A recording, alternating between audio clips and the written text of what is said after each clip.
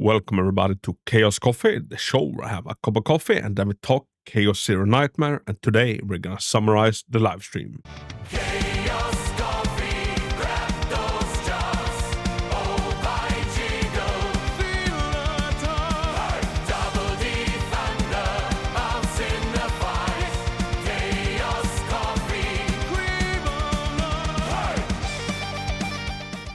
Well met friends, my name is Haku and welcome into the channel. Today we had a Chaos Zero Nightmare live stream that lasted 3 hours. Now I sat through it all, so you don't have to. It was great, but it was lengthy, so I'm gonna do my best to summarize everything important coming, and I aim to do it before this cup of coffee gets cold. So they started off with celebrating 100+ days since the global launch, and for that we've been getting daily rewards leading up to now. And since we've been in a little bit of a content drought, everybody was excited to see the new stuff are finally coming. Tomorrow, as a time of recording, we are getting Season 2. They announced some giveaways and you can get an acrylic stand for Serenial and for Narya by commenting on the stove page for the game. They also announced that they're looking for more creators, so if you feel like you have the creative bone in your body and you would like to get involved with Chaos Zero Nightmare, make sure to apply to the creator program. I have done so before the game's release and I'm an official creator for the game, and let me tell you, they are a lot more generous than any other title I worked with when it comes to rewarding their creators. So really the big thing with the livestream was introducing the new agent 9 and her partner. She comes with a brand new story, brand new mechanics, and the focus of the season itself is a lot of making vanguards really be a top tier pick for any sort of encounter. 9 is a defense scaling powerhouse with exhaust, shield and counterattack focus. He has a new thing called Honed Edge. Honed Edge is like morale but only tied to defense, and you can stack it up to 3 times so you can enjoy 60% more defense based damage. Her entire kit revolves around her card Hue. He wants to exhaust this card to level it up and to be able to play it at a higher level. Her Epiphanies emphasizes exhausts, shields, ignitions or counters. Her ego skill is called Refraction 0, and it's a massive AoE defense damage, scaling with the top high-cost exhausts in your hand. 9 also comes with a very potent partner named Alcea that boosts defense, adds shields on exhaust, and debuffs enemies. 9 and her partner comes to the banner tomorrow, and she comes with her own background when you've raised her friendship enough. Now the lobby background does come to some adjustment to what we saw the first time we saw it, which drew some concerns from the chat about censorship going forward. Now for the new Season 2 systems and features, first we're getting arena equipments. It's trigger-based gear with conditional effects.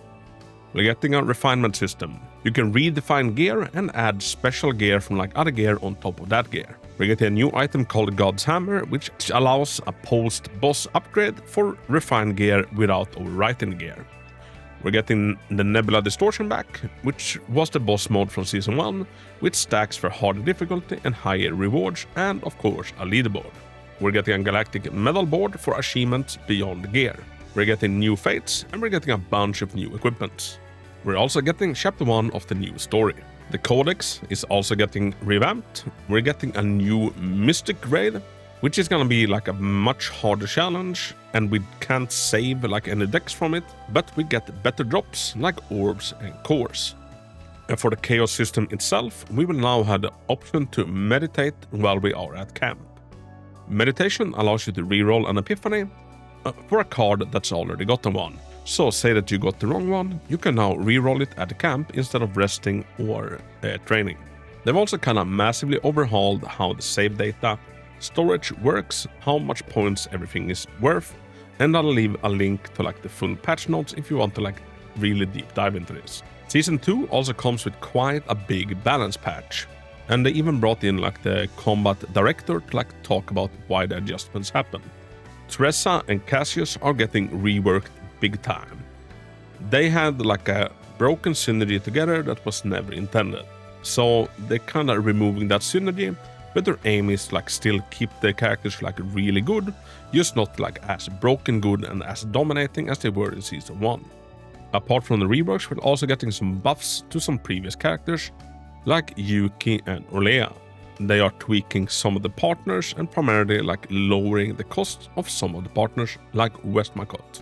they're gonna allow us to customize our own captain ID with stickers, kind of like how we can already do with save datas.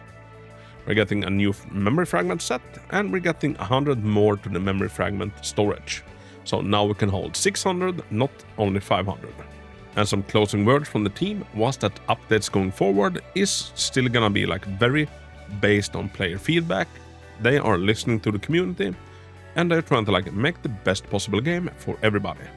After the live stream was concluded, we all got 500 crystals sent to our in-game mail. Finally, a message to all players with a thank you and an encouragement to dive in and experience all the changes tomorrow.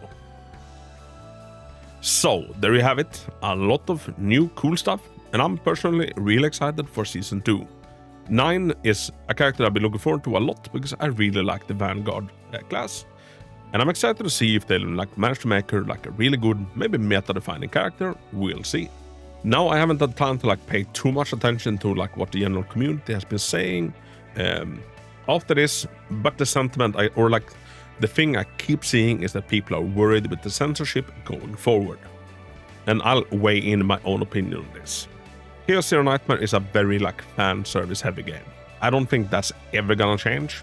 I just think that like, you know, the level of it might shift a little bit, and I don't think that that's necessarily like a bad thing either.